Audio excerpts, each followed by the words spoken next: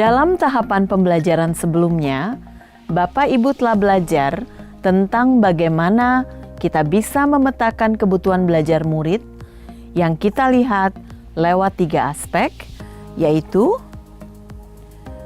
kesiapan belajar, minat, dan profil belajar murid. Kebutuhan belajar murid ini harus selalu menjadi dasar bagi praktek diferensiasi yang kita lakukan di kelas.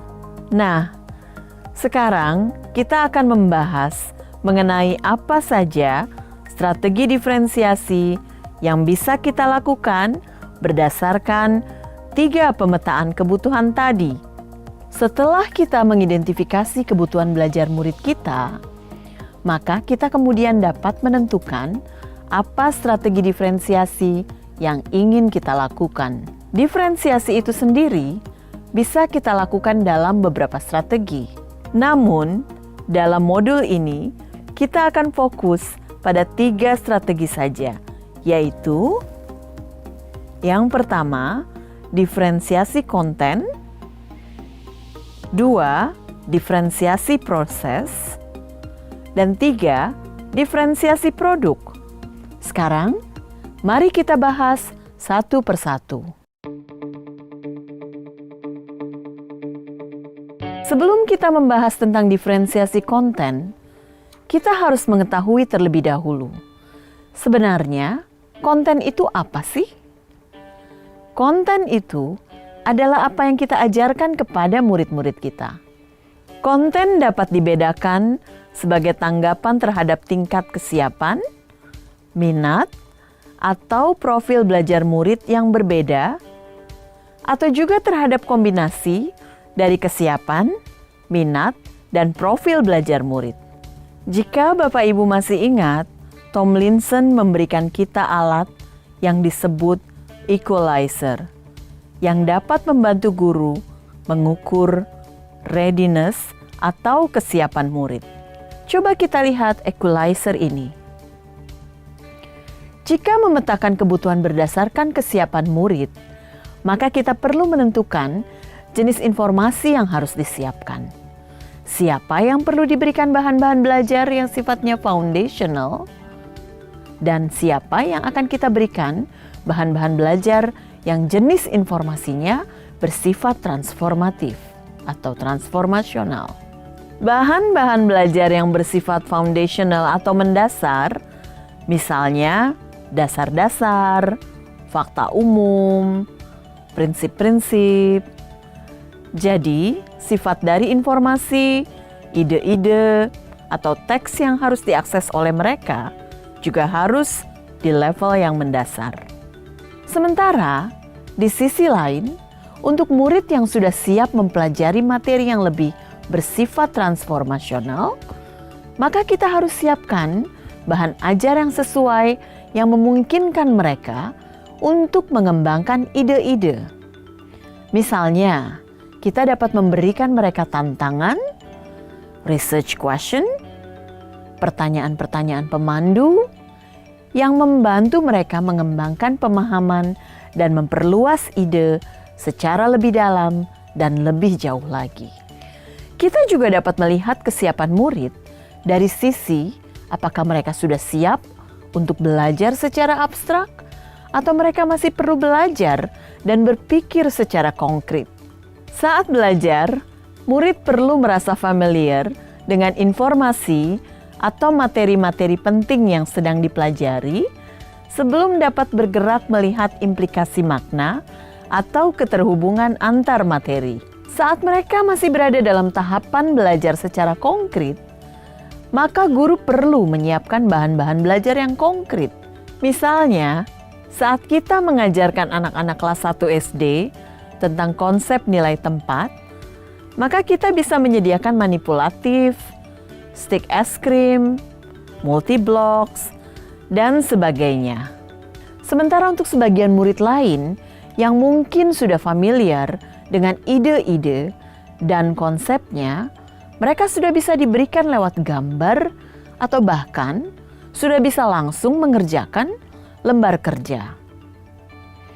Saat murid sudah memahami informasi secara konkret, penting bagi mereka untuk bergerak ke tingkatan yang lebih kompleks agar murid dapat melihat keterkaitan antar konsep atau gagasan.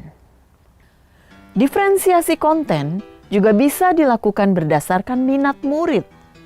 Misalnya, saat belajar tentang teks narasi, guru dapat menyediakan murid-muridnya berbagai teks dengan topik tentang hal-hal yang disukai murid. Sementara itu, diferensiasi konten berdasarkan profil belajar dapat kita lakukan, misalnya dengan memastikan bahwa murid kita dapat mengakses materi ajar tersebut sesuai dengan gaya belajarnya.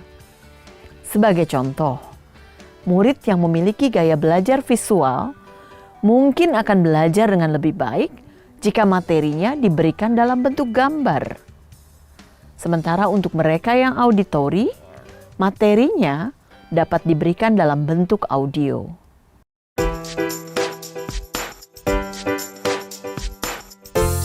Strategi diferensiasi kedua yang bisa kita lakukan adalah diferensiasi proses. Yang dimaksud proses di sini mengacu pada bagaimana murid akan memahami atau memaknai apa informasi atau materi yang dipelajari. Saat kita telah memetakan kebutuhan belajar murid, yang kemudian harus kita pikirkan adalah bagaimana kebutuhan tersebut bisa dipenuhi. Caranya seperti apa?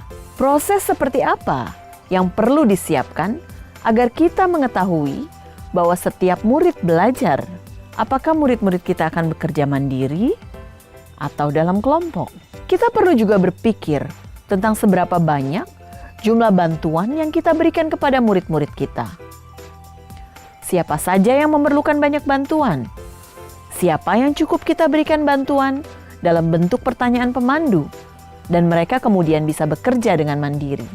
Nah, semua hal tersebut harus dipertimbangkan sebagai bagian dari skenario pembelajaran yang kita rancang.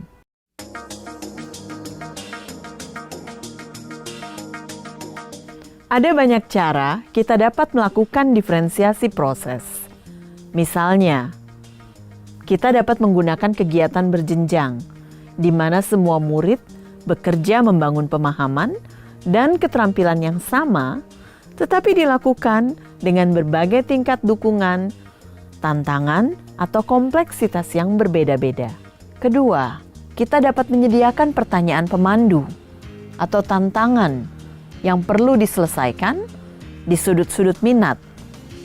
Sudut-sudut minat yang kita siapkan di kelas ini akan mendorong murid untuk mengeksplorasi berbagai submateri yang terkait dengan topik yang sedang dipelajari yang menarik minat mereka. Misalnya, saat mempelajari jenis-jenis karangan, kita bisa minta murid membuat karangan yang terkait dengan minat mereka.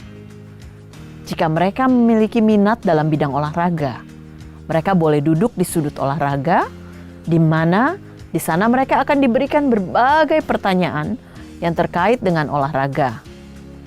Beberapa pertanyaan pemandu kemudian dapat kita berikan sesuai dengan level kemampuan mereka. Yang ketiga, membuat agenda individual untuk murid. Misalnya, guru dapat membuat daftar tugas yang berisi pekerjaan umum untuk seluruh kelas, serta daftar pekerjaan yang terkait dengan kebutuhan individual murid. Jika murid telah selesai mengerjakan pekerjaan umum, maka mereka dapat melihat agenda individual dan mengerjakan pekerjaan yang dibuat khusus untuk mereka. 4. Memvariasikan lama waktu yang murid dapat ambil untuk menyelesaikan tugas, untuk memberikan dukungan tambahan bagi murid-murid yang kesulitan, atau sebaliknya, mendorong murid yang cepat untuk mengejar topik secara lebih mendalam. Contoh selanjutnya, misalnya, mengembangkan kegiatan bervariasi yang mengakomodasi beragam gaya belajar, visual, auditori, dan kinestetik. Contoh selanjutnya, menggunakan pengelompokan yang fleksibel, yang sesuai dengan kesiapan, kemampuan, dan minat.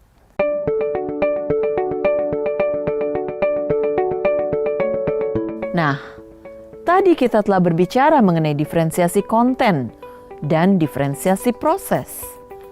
Sekarang, mari kita bahas strategi diferensiasi yang ketiga, yaitu diferensiasi produk. Ketika kita bicara tentang diferensiasi produk, maka kita akan memikirkan tentang tagihan apa yang kita harapkan dari murid. Produk ini adalah hasil pekerjaan atau unjuk kerja yang harus ditunjukkan oleh murid kepada kita. Produk adalah sesuatu yang tangible, yang ada wujudnya. Bisa berbentuk karangan, atau tulisan, atau hasil tes, atau pertunjukan, atau presentasi, atau pidato, rekaman, diagram, dan sebagainya. Yang paling penting, produk ini harus mencerminkan pemahaman murid dan berhubungan dengan tujuan pembelajaran yang diharapkan.